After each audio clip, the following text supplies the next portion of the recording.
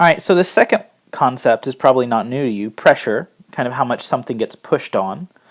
Pressure is calculated using force over area. Now let's look at an example of this. If we were to set up an equilibrium problem where we drew a free body diagram of both of these heeled shoes, we would have a normal force and we'd have gravity, and assumedly the person's weight is distributed equally on both feet. So Fg is the same for both of these, Fn is the same for both of these. The reason, though, that one side squishes the foam more than the other is that they apply unequal pressures. While they have the same force, F, they don't have the same area, A. So this one is applied over a very small area, this one's applied over a bigger area. And so more pressure is given on the one with a very small area than on the one with a bigger area. So pressure is force over area, and you can see its usefulness right here. The high heel that has a small area gives a lot more pressure than the high heel with a big area. When using the pressure equation, force will generally be in newtons, area will be in, that should say, meters squared, and pressure will be in pascals. So this is a new unit, pascals. It's named after a person who came up with a lot of important ideas, Pascal. Yeah, so pressure is in pascals, or as the French would say, pascals. Moving on. Just like with density, you've got a table of common units of pressure. And we're not only going to look at pressure in pascals, we'll eventually look at pressure in atmospheres. An atmosphere is how much the air around us, the atmosphere of Earth, pushes down. And so a lot of physicists kind of started using that as a standard measure, how much the Earth pushes down. So this pushes 3 times as much as the atmosphere of the Earth, but this pushes 4 times as much as the atmosphere of the Earth. And there are, in fact, a bunch of different ways of measuring pressure. You can look at them here if you want to for a second. We've got bars, dynes per centimeter squared, pounds per inches squared, pounds per feet squared, millimeters of mercury. That's a fun one. Hopefully a chemistry teacher will go over at some point. Atmospheres, all kinds of stuff. Pressure is measured in all kinds of different ways, but in physics we generally use pascals or atmospheres. 2 Newton force is applied to 2 different balloons. The first with a finger of area, that should say 10 to the negative second meters squared. And so the second force is applied with a needle of area, that should say 10 to the negative fourth meters squared. How much greater is the pressure caused by the needle than the pressure caused by the finger? So we've got 2 situations here, both with a balloon. One time someone's finger pushes on the balloon, and another time a needle, so very, very tiny, a needle pushes on the balloon. Now from that first picture I showed you, you should recognize that the needle will put more pressure because the needle has a smaller area.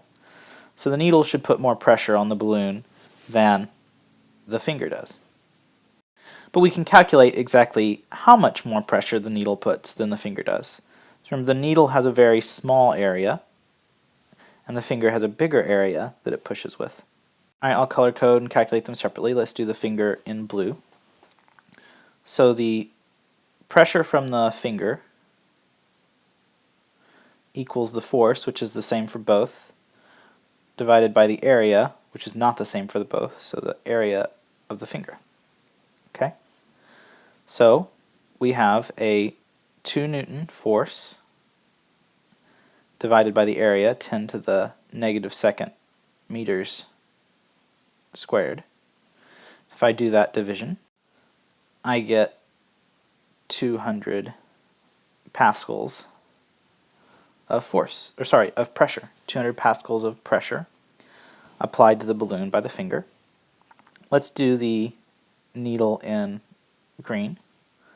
So the pressure of the needle will equal the force, which is the same for both, divided by the area of the needle. So I've got a 2 Newton force applied over an area of 10 to the negative fourth meters squared.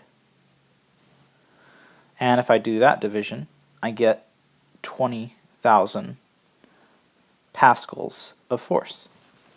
Now this answers the question of why a balloon pops when a needle pushes on it compared to when a finger pushes on it.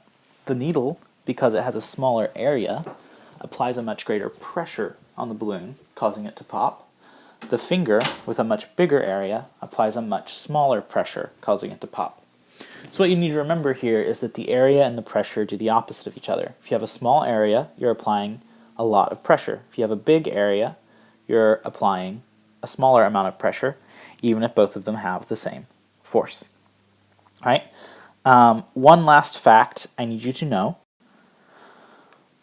The pressure in our atmosphere is 1 times 10 to the 5th pascals, or newtons per meters squared. Just write that down in your notes somewhere so that you can pull it out tomorrow to solve problems with. That way I don't have to display it anywhere. You'll just have it in your notes that you can use. 1 atmosphere is 10 to the 5th pascals.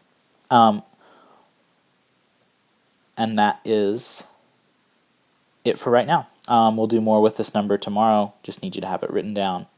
1 atmosphere, the atmosphere of the Earth. So this is how much the air all around you is always pushing down on you. So right now you have that much pressure pushing down on you from the atmosphere of the Earth. Neat fact to know that the Earth's atmosphere is always pushing 1 times 10 to the 5th pascals. If we wrote that out, that's 1, 2, 3, 4, 5. So 100,000 pascals pushing down on you all the time. All right, that's it. Again, make sure you have this number written down, and I'll see you tomorrow.